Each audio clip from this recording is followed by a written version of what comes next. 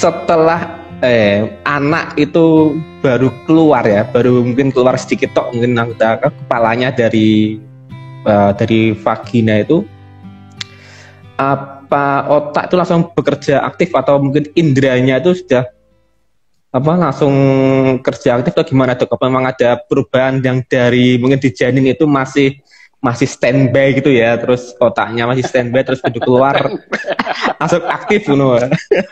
Monggo dokter menjelaskan. Istilahmu itu standby. Monggo dokter menjelaskan. Aku baru dengar baru pertama kali ini otaknya itu langsung aktif standby apa. Lah perasaanmu itu radio monitor apa. Oke, gini ya. Bahas otak gini. Otak itu ya kalau ditanya apakah pada saat lahir itu terus otak bayi itu terus kemudian bekerja 100%, iya gitu.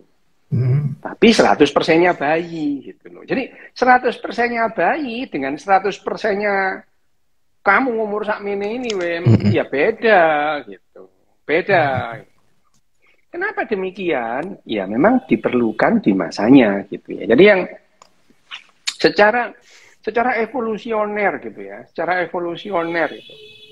Kenapa bayi, kan kita pernah bicara, kenapa bayi manusia itu lahir itu belum siap hidup gitu, belum siap hidup. Kalau misalkan bayi kucing gitu ya, lahir itu mboke meneng ae, bayinya ini goleki susune mboke gitu ya, mencari puting susunya emaknya gitu. Kalau bayi gitu ya, bayi manusia itu Homo sapien ini kalau dia lahir terus kemudian dibiarkan ya mati gitu. Mati gitu. Jadi ya tapi yang seperti ini yang namanya kalau dinilai dari individual binatang-binatang lain kayaknya manusia ini belum siap lahir deh gitu ya gitu. Ya, manusia ini belum siap lahir itu kalau dibandingkan dengan binatang-binatang lain. Tetapi ini memberikan keuntungan evolusioner tentang hubungan interpersonal gitu ya. Jadi akhirnya diperlukan rasa empati yang lebih tinggi dari lingkungannya gitu. Jadi secara seleksi alam, empati yang lebih tinggi dari lingkungannya terhadap anak yang baru lahir ini akan memungkinkan anak itu tumbuh. Dan kemudian yang namanya populasi itu juga tumbuh. Akhirnya populasi itu penuh dengan orang-orang yang tua yang perhatian terhadap anak, terus kemudian memberi perlindungan kepada anak. Dan itu secara mental, ya, secara neuromental, ya, neurobehaviornya itu akhirnya bukan hanya kepada bayi, manusia itu bisa memberikan empatinya, tapi kepada anggota-anggota yang lain gitu. Jadi sebetulnya ketidaksiapan dalam tanda petik bayi manusia yang lahir itu belum siap untuk hidup, melanjutkan kehidupan, itu memberikan keuntungan evolusioner yang lain. Dia memerlukan perhatian. Artinya orang-orang tua yang memberikan perhatian kepada anaknya diperlukan dalam hal ini, sehingga orang yang yang mempunyai sifatnya tidak mempunyai perhatian kepada anaknya itu, ya akan hilang dalam evolusi gitu ya. Itu ketidaksiapan itu ya. Jadi ya lahir, tapi apakah otak bayi itu bekerja 100%? 100% gitu. 100% gitu. Jadi kalau misalkan dilakukan pemeriksaan MRI fungsional atau PET scan gitu ya. Apakah otak bayi itu 100% aktif? Aktif gitu. Tapi aktifnya otak bayi berbeda dengan aktifnya otak anak gitu ya. Bayi itu kalau 1 tahun itu bayi namanya, di bawah 1 tahun. 1 tahun ke atas itu anak namanya. Balita. Anak itu ada yang bawah 3 tahun, ada yang bawah 5 tahun. Itu anak. Ada anak yang di atas 5 tahun. Itu kalau wedhus itu batibul baru 3 bulan gitu ya. Itu kan kalau anak balita, gitu. Kalau wedhus batibul gitu ya, baru 3 bulan dibeleh gitu ya, disate. Itu wedhus. Tapi kalau anak-anak itu ada yang di bawah 3 tahun, ada yang di bawah 5 tahun. Kenapa? Kenapa ini jadi apa? Jadi beda enggak antara 3 tahun sama 5 tahun? Beda gitu. Jadi kalau kita mempelajari di kedokteran anak atau ilmu kesehatan anak itu ya, itu bayi antara neonatus, bayi baru lahir gitu ya, sampai 1 bulan gitu, terus kemudian bayi sampai satu tahun gitu ya, terus kemudian anak itu mempunyai karakteristik sendiri-sendiri, kerja ginjalnya ya toh, termasuk kerja otaknya 100% tapi beda gitu. Makanya ada istilahnya bidang yang disebut tumbuh kembang anak. Jadi bagian dari ilmu kesehatan anak atau dokter spesialis anak itu mempelajari tumbuh kembang anak. Di samping pertumbuhannya, kalau pertumbuhannya itu fisik, pertumbuhan gitu ya. Pertumbuhan itu fisik. Tapi kalau perkembangan itu Kemampuan ya. mentalnya, kemampuannya, keterampilannya, ya itu apa namanya itu adalah mental atau perkembangan. Jadi tumbuh kembang. Nah, tumbuh kembang anak itu kadang-kadang pertumbuhannya dalam batas-batas yang normal gitu. Tapi perkembangannya nggak normal gitu, ada gitu ya. Nah, kalau perkembangan itu biasanya selalu berhubungan dengan yang namanya kemampuan otaknya itu. Nah, kembali ke otak anak waktu lahir gitu. Kalau pertanyaanmu apakah otak anak itu inderanya itu seperti orang dewasa? Enggak gitu.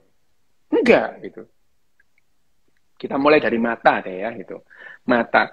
Bayi waktu melahir itu tidak melihat seperti kamu melihat ceto welo-welo jelas gitu. Enggak gitu. Enggak, blur mereka itu. Blur. Jadi ya seperti kowim buruk gitu ya, gitu ya, gitu. Belum bisa fokus tuh ya, belum. Tidak sama. Fokus itu dalam tanda kutip itu gini loh.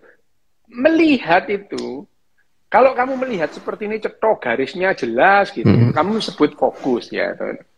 Tapi yang namanya bayi itu, kalau kamu punya bayi, Wim, bayinya itu kenal sama kamu gitu. Orang lain dia nggak mau gitu ya. Tapi itu bukan berarti dia bisa melihat dengan jelas bedanya kamu sama sopo misalnya Kadirin atau sopo gitu ya. Enggak itu. Tetapi secara emosional dari bau ya, dari model gambar itu dia misalnya meskipun gambarmu buruk, gambarnya orang lain juga buruk gitu.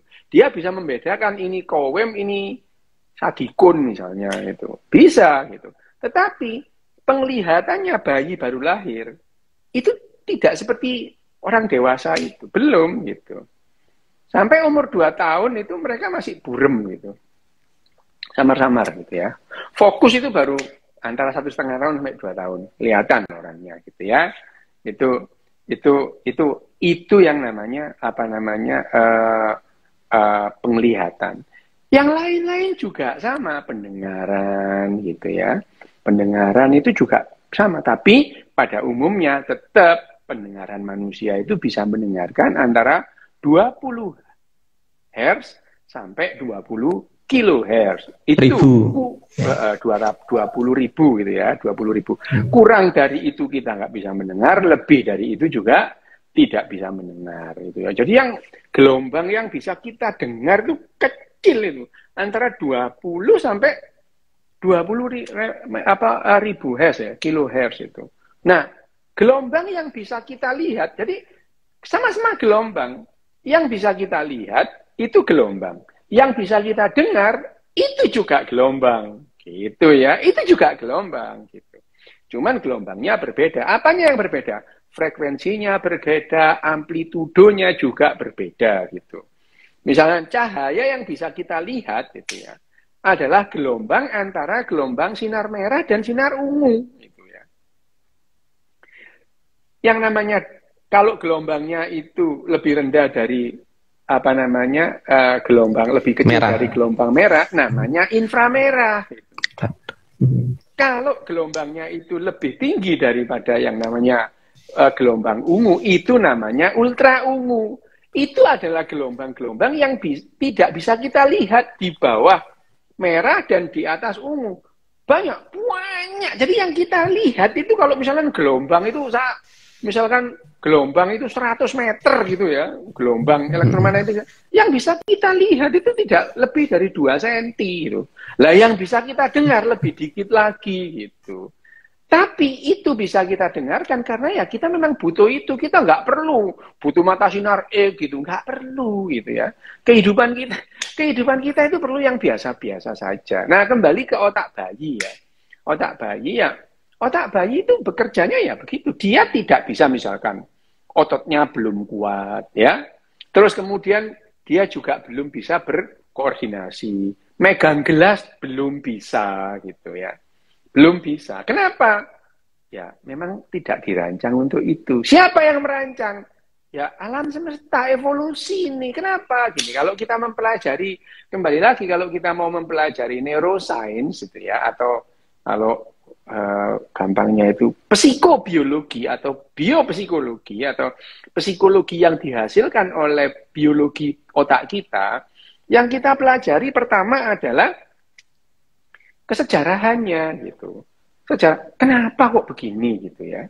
Kesejahteraan. Jadi secara evolusioner itu kita bisa menjelaskan kenapa otak itu seperti itu. Jadi kenapa otak bayi itu misalnya otak bayi itu sampai sekarang ya tidak berubah. Bayi manusia zaman sekarang, Homo sapiens zaman sekarang dengan bayi Homo sapiens zamannya pemburu pengumpul sama persis gitu. Sama persis gitu ya. Pemburu pengumpul itu sama persis.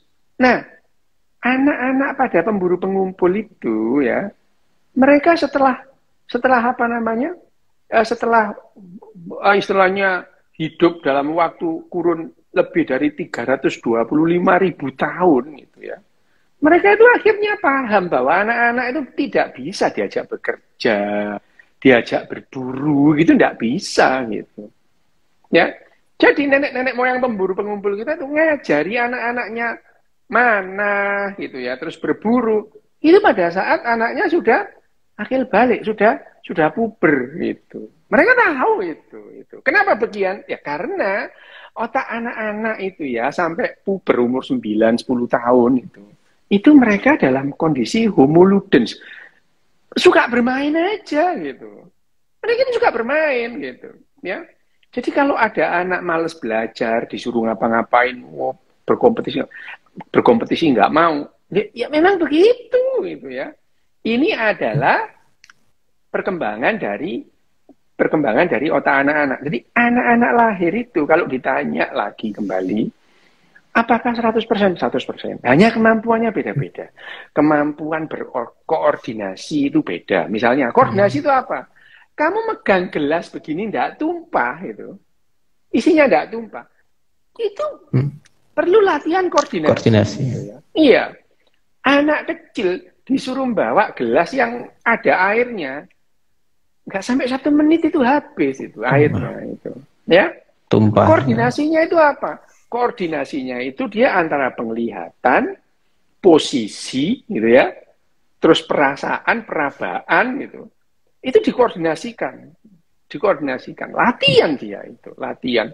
Tapi anak-anak umur 1 tahun itu tidak dirancang untuk itu. Jadi anak umur 1 tahun diajari megang gelas itu 99,99% tumpah itu. Ya, kurang dari 1 tahun tumpah itu ya. Tumpah gitu. Nah, yang dilakukan adalah hal-hal yang sederhana gitu, yang bisa itu. Koordinasi apa yang bisa dilakukan anak-anak itu? Makan dan minum sendiri gitu ya. Makan, terutama makan, memasukkan sendok makanan ke mulutnya gitu ya. Ke mulutnya itu. Itu adalah hal-hal yang bisa dipelajari oleh anak pada umumnya gitu ya. Kok pada umumnya? Iya, ada anak-anak tertentu yang memang nggak bisa. Gitu. Misalnya, anak yang pada dasarnya memang berbeda pertumbuhan otaknya. Kenapa? Dari kecil dia nggak bisa gerak misalnya. Loh, tangannya gerak aja nggak bisa, kok mbok suruh makan gitu ya. Yeah. Atau perhatiannya, fokusnya beda. Seperti pada anak autis itu. Pada anak autis kita pernah bicara bahwa autisme itu bukan otaknya tumbuh lambat, otaknya tumbuh lebih cepat gitu. Otak anak-anak autis itu tumbuh lebih cepat pada bulan-bulan pertama gitu. Bulan kedua, bulan ketiga itu tumbuh lebih cepat daripada anak-anak yang lain. Nah, dari sini menghasilkan perkembangan yang berbeda gitu. Dia jadi susah fokus, nggak memperhatikan orang lain, sulit untuk berkomunikasi dengan orang lain itu ya. Itu adalah perkembangan. Jadi pertumbuhan yang lebih cepat tidak berarti menghasilkan perkembangan yang menguntungkan. Belum tentu. Nah, belum tentu ya itu. Belum tentu. Jadi yang namanya perkembangan pertumbuhan cepat dari otak itu tidak berarti otaknya itu lebih hebat, tidak gitu ya. Jadi pertumbuhan yang cepat pada otak bayi umur 1 tahun, 1 bulan, 2 bulan itu justru itu menandakan ini anak ini autis ini gitu ya. Jadi anak autis itu sudah diketahui sekira-kira 8 tahun yang lalu ya, antara 8 tahun 10 tahun yang lalu dari pemeriksaan bayi-bayi yang autisme itu mereka mengalami pertumbuhan otak lebih cepat daripada bayi-bayi yang lain gitu. Nah, itu yang akhirnya memberikan autisme. Jadi autisme itu pertumbuhan otaknya lebih cepat, tapi kemampuan mentalnya jadi kesulitan. Untuk apa? Untuk berkonsentrasi, untuk berkomunikasi gitu ya. Itu adalah perbedaan pertumbuhan dan perkembangan. Nah, koordinasi yang bisa dilakukan adalah yang sederhana, yaitu tadi gitu ya, yang hal-hal yang sederhana, megang sendok, memasukkan sendok ke dalam mulut gitu ya. Terus kemudian memegang barang-barang kotor dibuang gitu ya. Dibuang ke tempatnya gitu. Anak latihan jalan itu diajari untuk itu bisa gitu ya. Dan itu tidak mengganggu atau tidak memberikan beban tambahan kepada kemampuan otaknya secara menyeluruh gitu ya. Cebok gitu bisa gitu ya. Itu adalah keterampilan-keterampilan yang bisa dan umum dilakukan dan memungkinkan dan memberikan keuntungan pada anak-anak. Sampai saat ini ada yang ditambahin lagi pertanyaannya.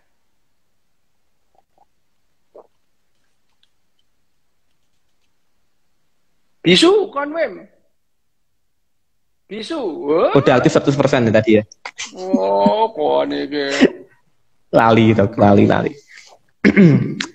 Nah, berarti gini dok, kalau tadi kan perkembangannya, berarti ada perbedaannya, skala pertumbuhan otaknya itu gimana dok? Biar untuk membedakan nih anak yang normal dengan anak yang tidak normal tuh skalanya ada nggak dok? Nggak ada skala tertentu, tapi itu bisa dilihat dari mana kita bisa melihat pertumbuhan cepat. Itu dari pemeriksaan MRI gitu. MRI fungsional gitu. Jadi pertumbuhan itu bisa kita lihat dengan apa?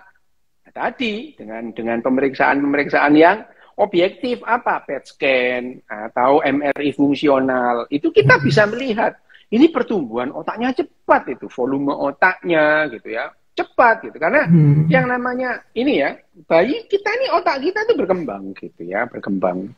Nah, kalau misalnya perkembangannya itu akan diikuti oleh besarnya kepala kita gitu.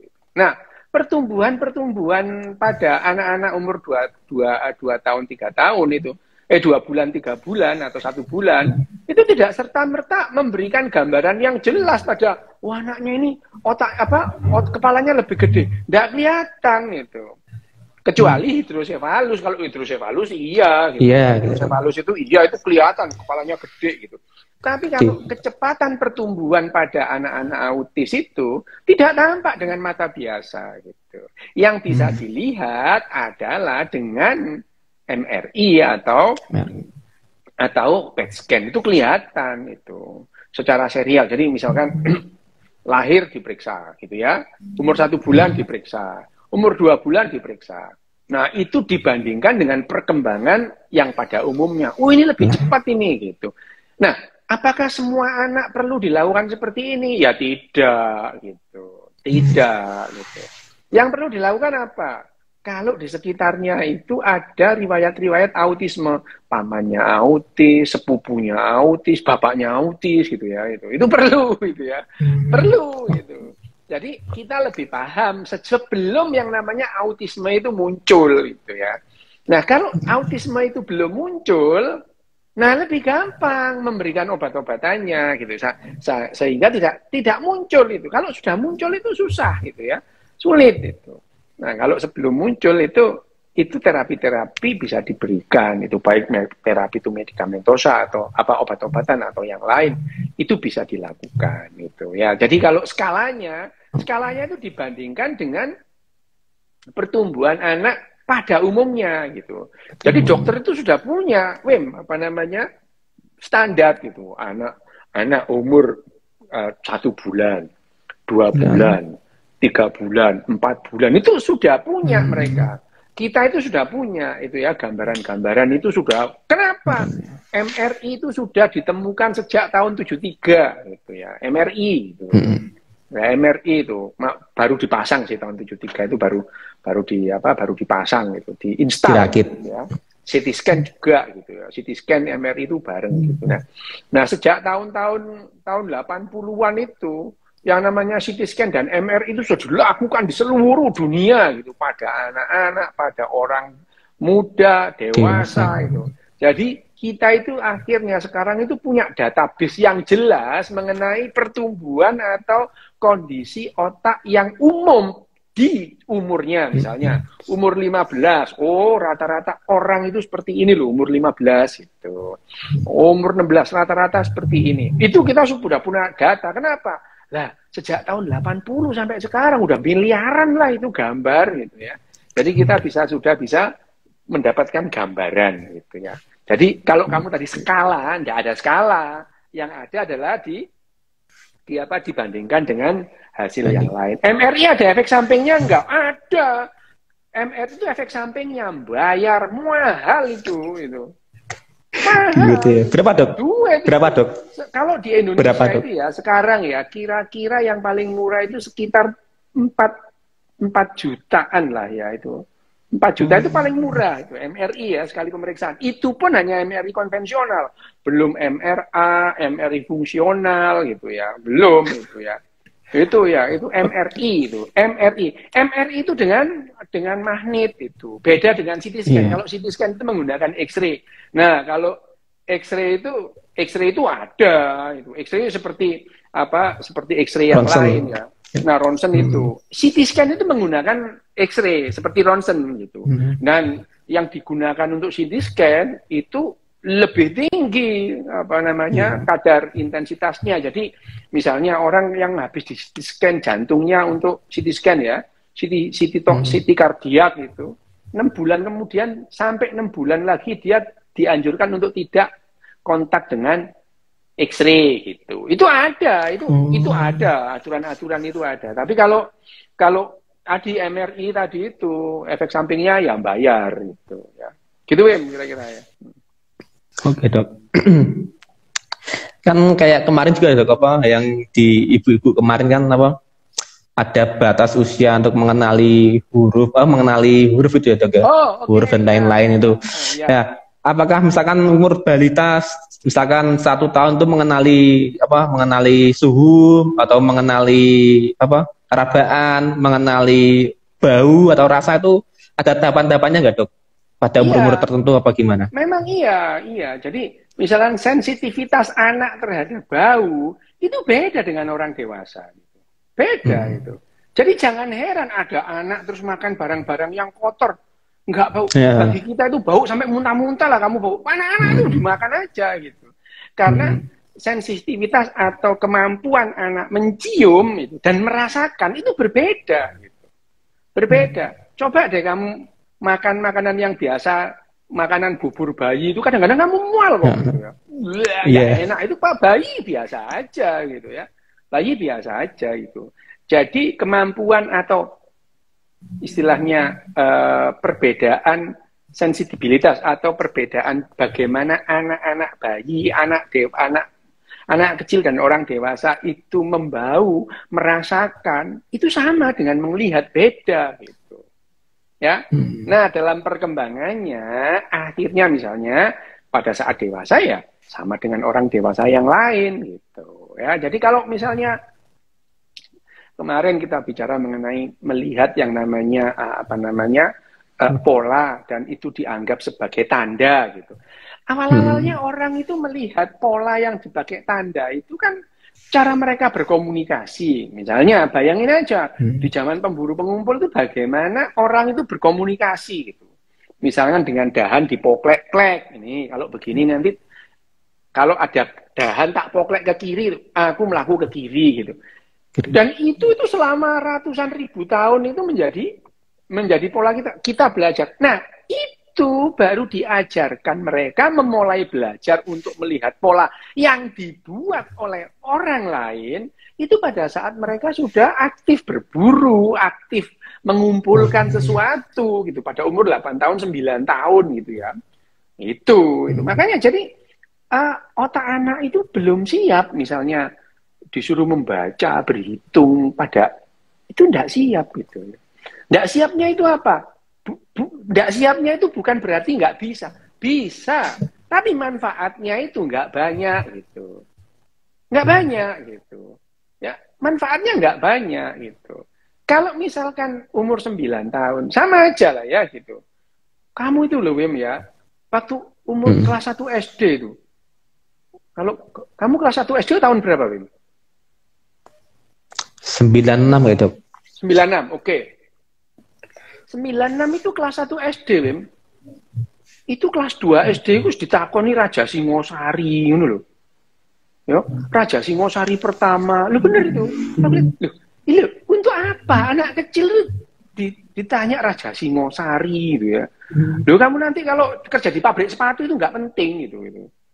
Nggak penting sama sekali gitu ya. Nah, kemampuan pada anak. Lo bisa anak itu diajari menghafalkan sesuatu yang dia tidak paham. Anak itu bisa, Mem. Bisa gitu. Bahkan anak-anak lebih gampang disuruh menghafal yang dia nggak paham ketimbang orang dewasa gitu. Orang dewasa itu kalau sudah dewasa, dia itu misalkan disuruh menghafalkan misalkan bahasa asing yang dia tidak paham itu. Orang tua itu kesulitan. Kenapa? Karena itu nggak penting gitu. Nggak penting bagi orang dewasa, yang penting ya berburu, cari makan itu, ya. Nggak penting. Makanya kalau misalnya yang anak-anak itu disuruh ngaji, itu kamu diajari ngaji umur 3 tahun dengan umur 15 tahun lebih gampang umur 3 tahun itu. Lebih gampang, anak kecil itu lebih gampang membeo ketimbang orang dewasa. Orang dewasa sulit kamu diajari. Anak kecil diajari nyanyi burung Garuda Pancasila meskipun dia nggak paham isinya Garuda Pancasila pribang saku itu, dia nggak tahu itu. Tapi dia nyanyi dengan enak aja, pribang saku itu. Dia nggak ngerti itu ya. Nggak ngerti itu. Bahkan dia itu kita waktu misalkan kamu waktu pramuka siaga diajari yampo rambe yampo itu. Bahkan orang Papua aja nggak ngerti kok itu bahasa apa gitu. Kamu nyanyi dengan gembiranya tuh, yamko rambe yamko aruna wakum. Nggak ngerti artinya. Sama aja kamu kecil bismillahirrahmanirrahim, ngerti artinya? Enggak gitu. Hafal aja gitu. Ya sama aja dengan anak kecil nyanyi lagunya Bohemian Rhapsody, pinter dia. Ditanya artinya apa, Embo, nggak tahu gitu. Sama. Jadi ya anak kecil menghafalkan doa Bapa Kami yang ada di surga, ya, sama anak kecil terus kemudian menghafalkan Bohemian Rhapsody, ya sama gitu. Sama. Anak kecil umur TK ya.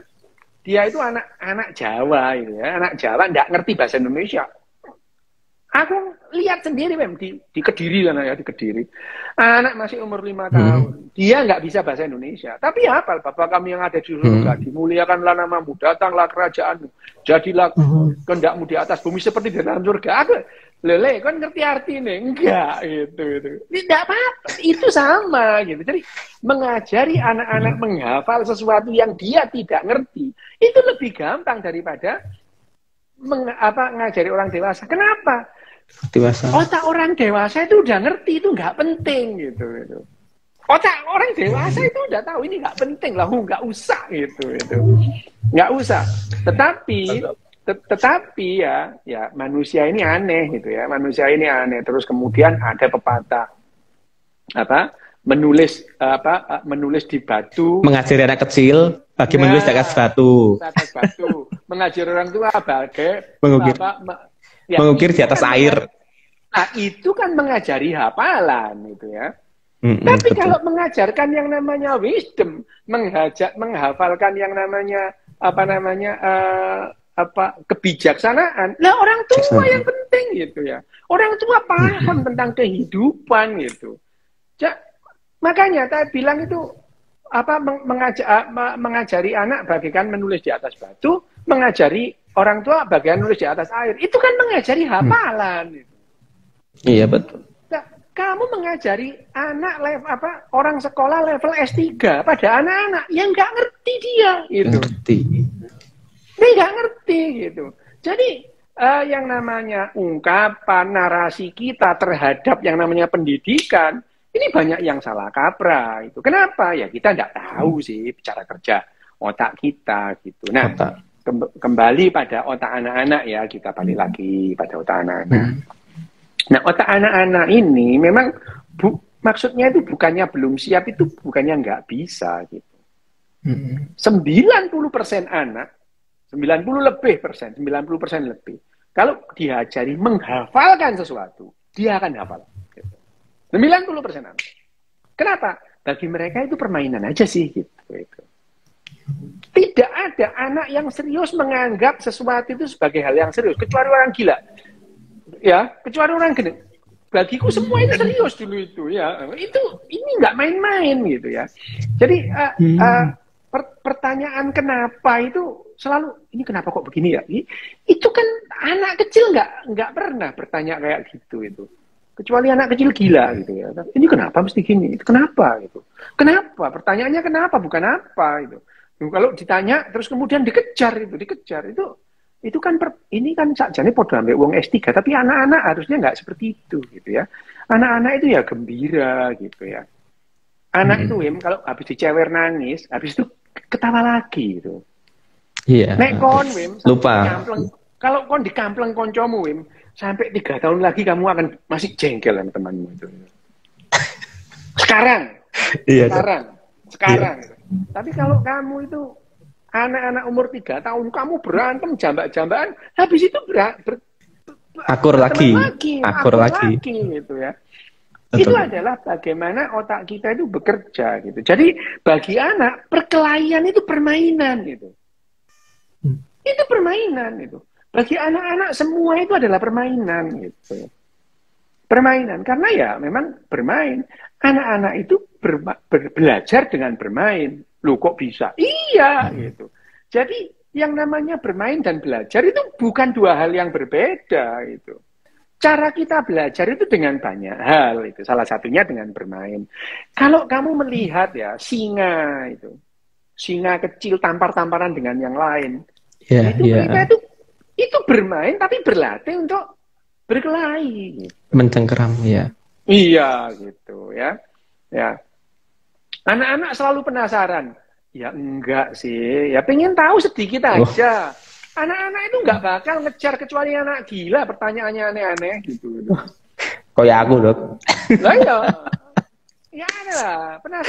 Penasaran anak-anak itu kan pengen. Kalau dia lihat itu barang yang enggak tahu itu apa ya. Klepon. Rasanya apa klepon? Iya memang gitu ya. Memang iya, tapi ya penasaran tidak akan lah anak kecil itu bertanya, ini klepon kenapa ya? Kok bisa yang namanya tepung ketan, gula ini masuk ke dalam tuh masuknya di mana? Kecuali anak gila kayak gini. Tanya, ini gimana caranya ya ngemasukin ini apa disontek kan apa-apa gitu ya. Anak kecil pertanyaannya nggak sejauh itu. Anak kecil itu pertanyaan dijawab. Simpel-simpel ya. Seringkali ditanya dijawab. Seringkali anak kecil langsung diam itu.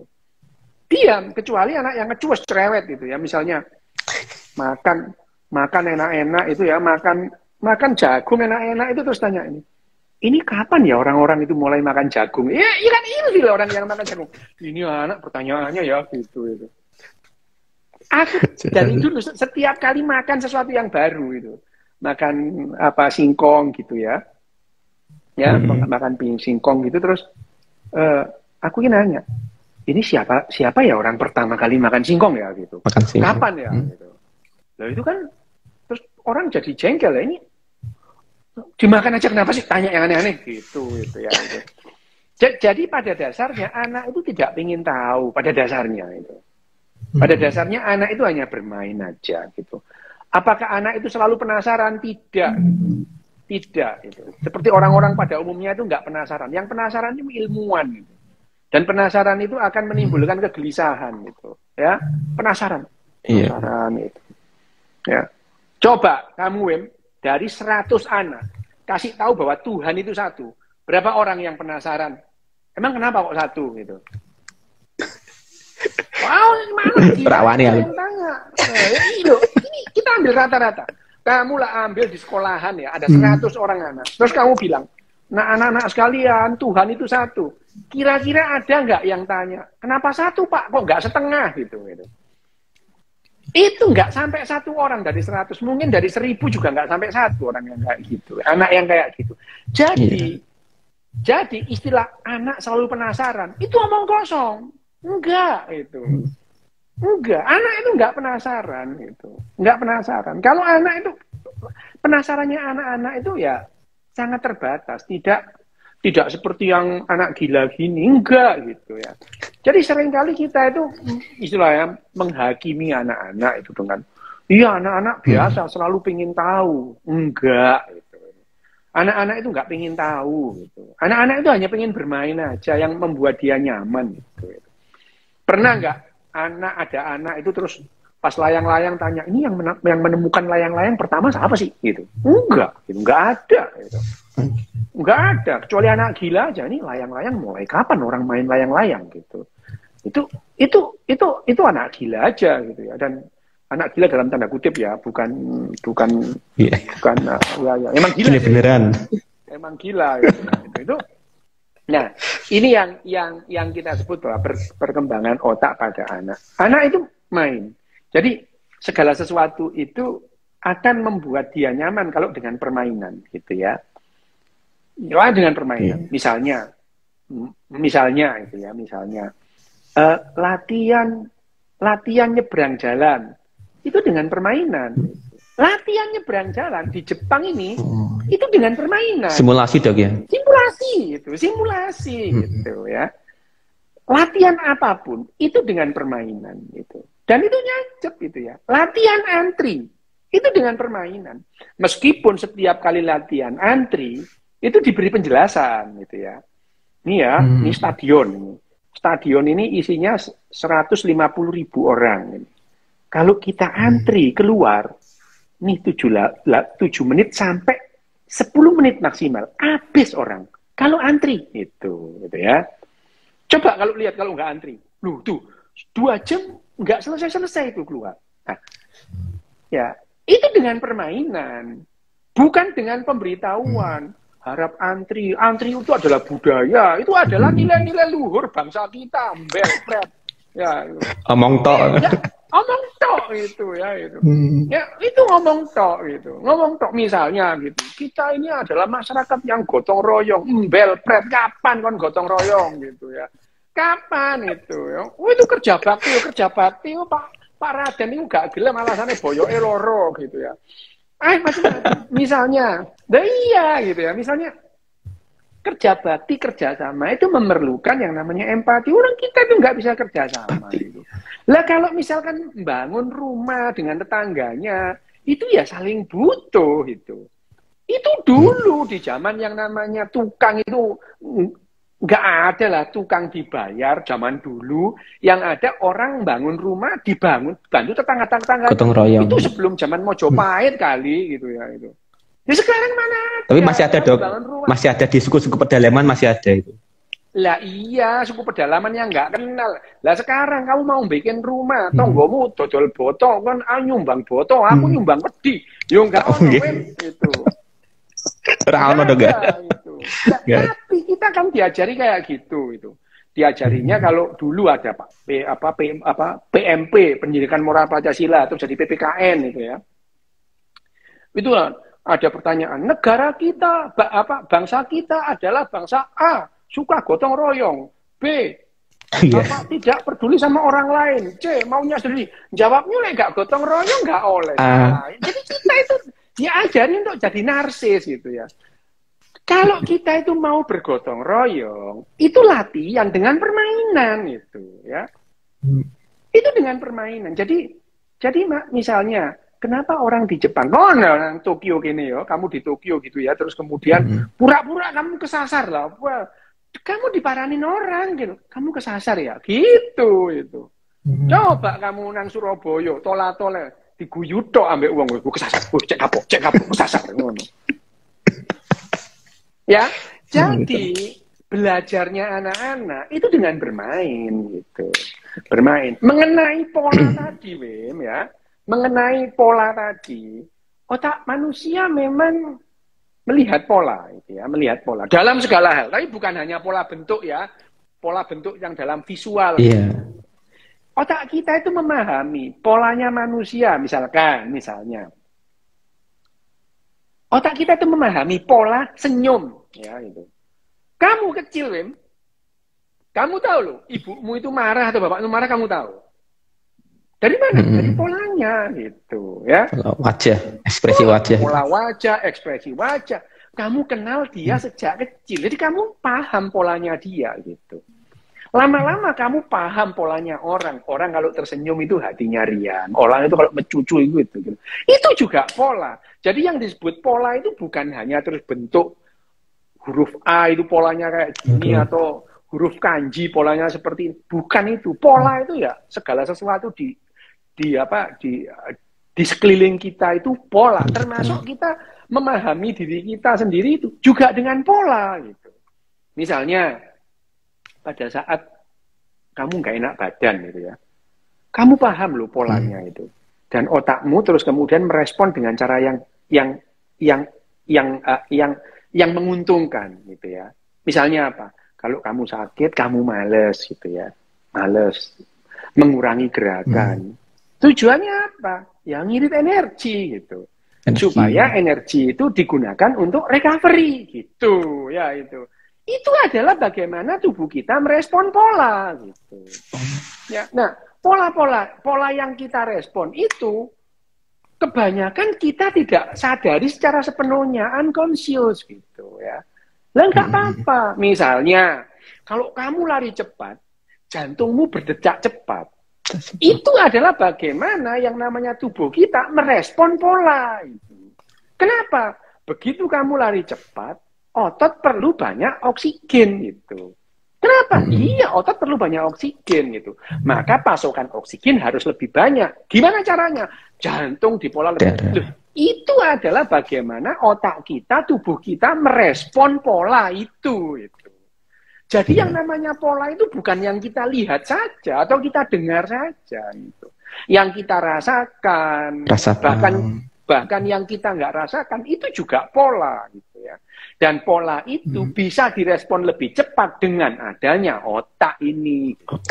Otak itu adalah merespon pola dengan cepat, beda dengan tumbuhan. Tumbuhan itu juga merespon lingkungannya, tapi lambat. Gitu. Lambat. Otak itu bisa merespon dengan cepat. Nah, otak yang bisa merespon lebih cepat adalah emosi. Gitu. Otak ya. Kalau metabolisme misalnya ini, kalau metabolisme misalnya kita kekurangan oksigen ini gitu ya. Dari mana tahu? Misalnya di pembuluh darah kita itu ya, arteri karotis itu.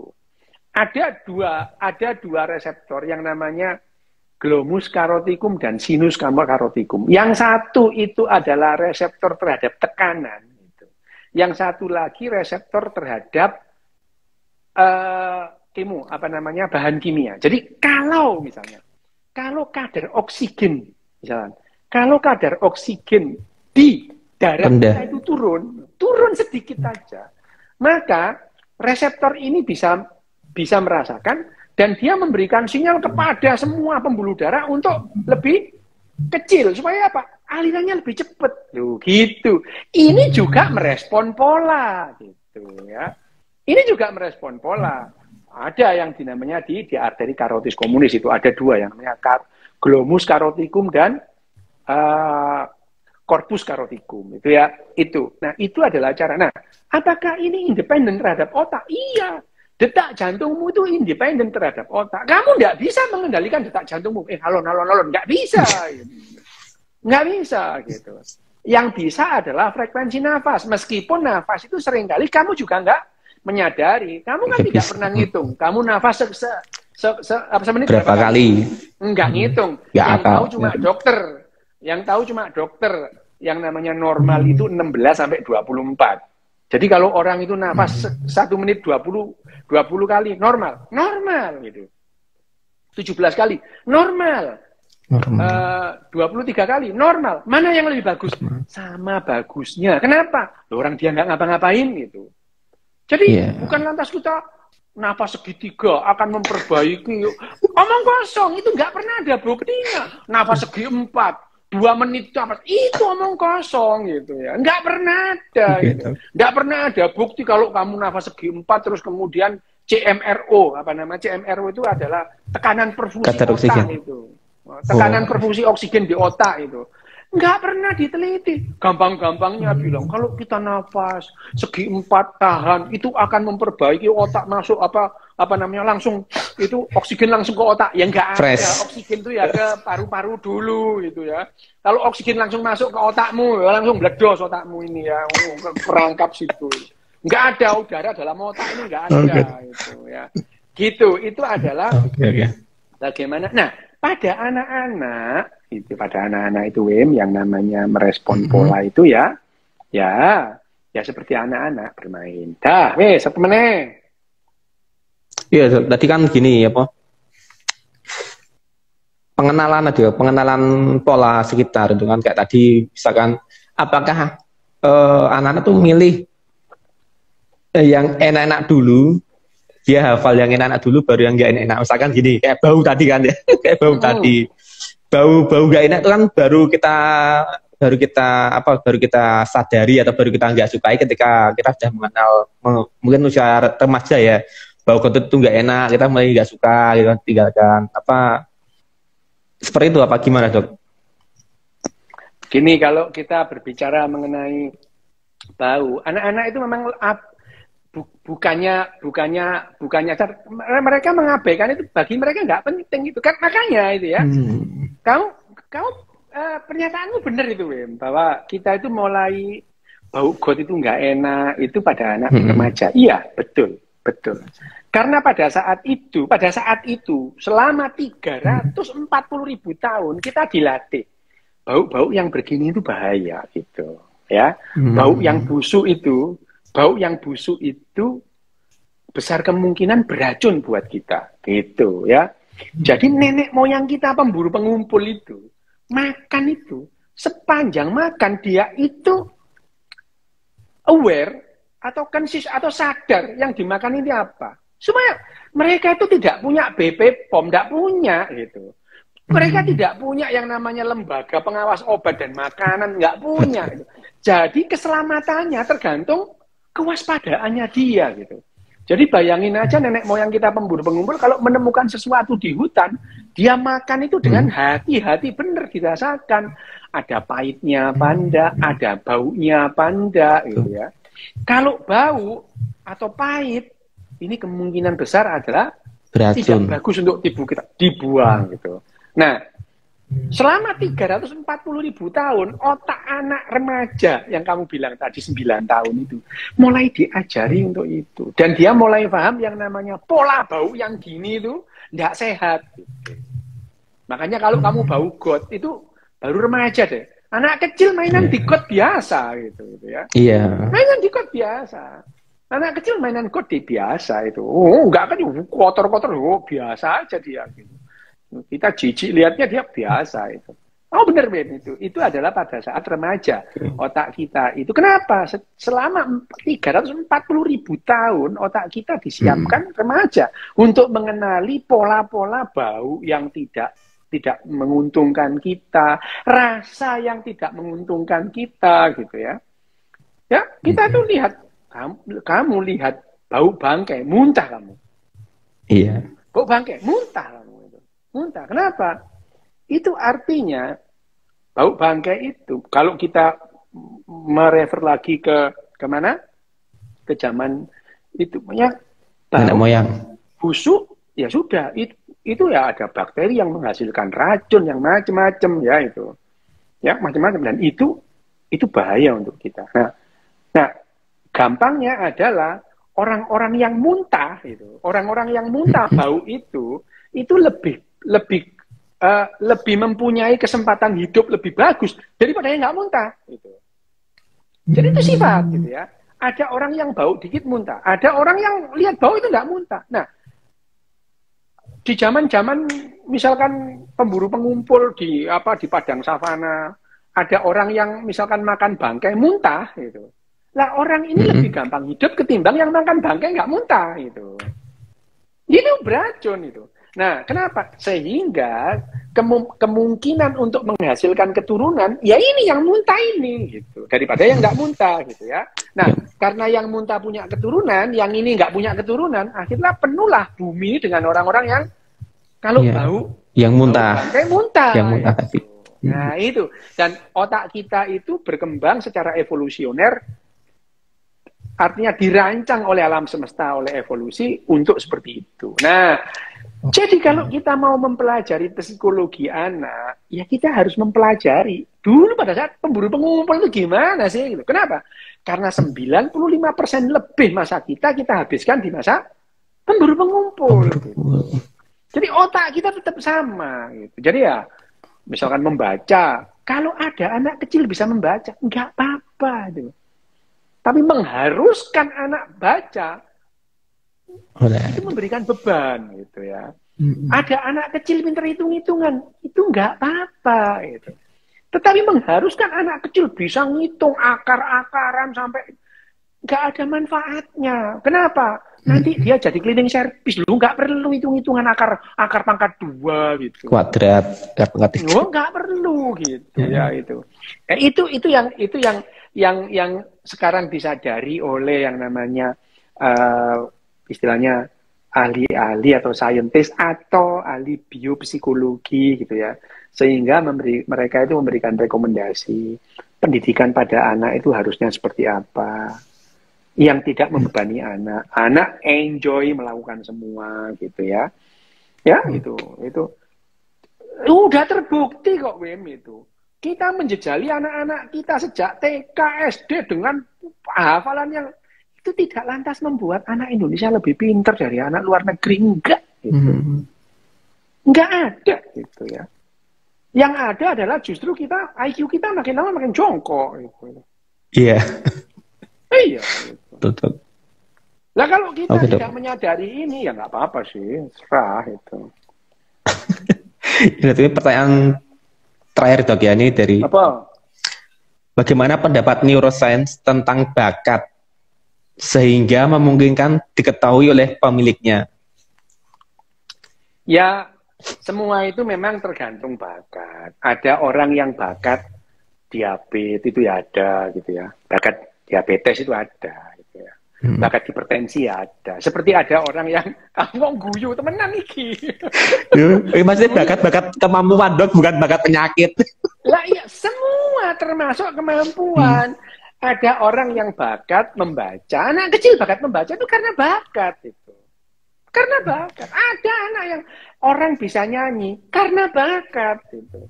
Tapi pada umumnya orang itu bakatnya biasa-biasa. Umumnya ya di tengah-tengah. Jadi kalau dilatih bakatnya itu keluar gitu ya. Hampir semua orang kalau diajak sepak bola bisa gitu. Karena dia punya bakat untuk itu. Tapi yang bakat seperti Ronaldo itu sedikit gitu ya itu. Tapi meskipun dia itu sebetulnya bakat seperti Ronaldo, tetapi kalau dia tidak pernah latihan bola, ya sama dengan orang yang bakatnya biasa-biasa tapi tiap hari latihan gitu. Nah, yang namanya membaca, menulis, berhitung itu keterampilan. Itu bukan pengetahuan. Kalau kamu ngajari anakmu berhitung lebih awal, umur 3 tahun, umur 4 tahun, tidak akan lantas otomatis anakmu itu pintar matematika. Enggak. Enggak. Itu. Anak kecil gampang, 2 tambah 2 berapa? 4. Anak TK aja bisa. Itu. Anak umur 2 tahun diajari gitu juga bisa. Itu. Ngapal, 2 tambah 2, 4. 5 tambah 5, 10. Gitu. Ya? Itu adikku umur 3 tahun dulu itu. 5 × 5 selawe, gue ngerti itu ya. Apal itu. Tapi ya enggak tahu sih itu selawe itu berapa. Pokoknya dia tahu 5 × 5 pironis, selawe, iso deh gitu ya. Tapi dia enggak paham, disuruh ngitung-ngitung yang lain ya enggak bisa. Itu bakat. Jadi membaca itu perlu bakat. Menulis itu perlu bakat. Main piano itu perlu bakat. Menyanyi itu perlu bakat. Tetapi pada dasarnya semua orang itu bakatnya di tengah-tengah. Tapi ada orang yang tidak berbakat sama sekali. Ada orang yang bakatnya luar biasa. Jadi kalau bakatnya luar biasa dipupuk, ya pinter. Bakat nyanyi hebat, ya. Puk, ya pinter. Nggak bisa nyanyi, kamu ajari nyanyi sedino suwengi, gak iso dia buta nada. Ada yang gitu itu, ya. Jadi ini dok, ini maksudnya cara mendeteksinya dok. Bisa nggak ada dideteksi gitu? Kayak apa? Untuk apa itu? Ya orangnya tanya aku. Loh, kalau misalnya kepingin deteksi, kan biasanya gini dok. Biasanya kan buat motivasi kan gitu. Ini anak bakatnya menyanyi gitu kan. Dideteksi dengan cara seperti ini gitu kan. Biasanya seperti itu kan. Motivator itu. Yang kita tahu adalah kalau dia bakat nyanyi, pada saat dia mulai nyanyi, dia lebih menonjol dari teman-temannya yang lain. Oh ini bakat anak ini. Gitu. Ya nggak ada. Berarti nggak ada cara. Setelah dites, ini anak ini bakat nyanyi gitu. Nggak gitu cara mainnya gitu ya. Tapi kalau dengan MRI. MRI fungsional dan PET scan secara serial, kita bisa memperkirakan anak ini bakat di sini dengan MRI ya. Iya bisa. Oke dok. Ini sudah hampir jam 9 dok. Makasih Dok Des untuk malam hari ini. Oke, siap. Oke, kita lanjutkan minggu depan. Siap. Makasih Dok Des, makasih. Makasih semuanya. Ayo. Okay. Selamat malam, salam bahagia untuk kita semua.